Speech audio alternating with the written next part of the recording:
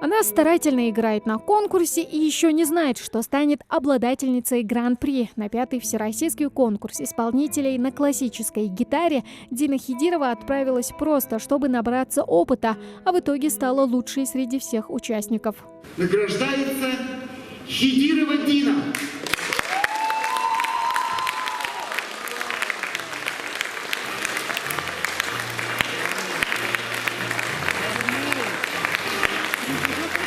Конкурсные баталии длились 3 дня. В программу также вошли и мастер-классы. Дина исполнила Андантино Матео Каркаси и сюиту Хабанеро Румба и завоевала главный приз конкурса – гитару ручной работы мастера Сергея Самойлова. Дину до сих пор переполняют эмоции. Она доказала себе и другим, что она лучшая. Мы надеялись только на призовое место, но мы не ожидали, что мы займем Гран-при. И я когда вышла туда, там стоял мастер Сергей Самойлов, ведь гран-призеру давалась гитара ручной работы мастера Самойлова. И когда мне Сергей Самойлов вручил эту гитару, меня переполняли эмоции, радость.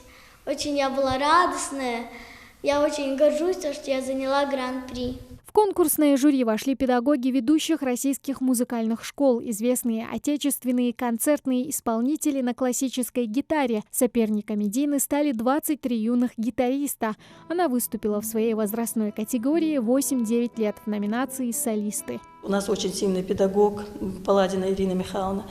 Вот выехали, конечно, не ожидали, что такое место будет у нас, что будет Гран-при. Надеялись, конечно, что хотя бы призовое, но так получилось, Дина сыграла хорошо, и жюри это отметило. Мне, как маме, конечно, это очень приятно. Дина Хидирова в классе гитары занимается уже 3-й год. В музыкальную школу ходит с 3 лет. Несомненный талант девочки отмечают педагоги и руководство школы искусств. Только за 1 год Дина смогла отличиться сразу на нескольких конкурсах и смотрах.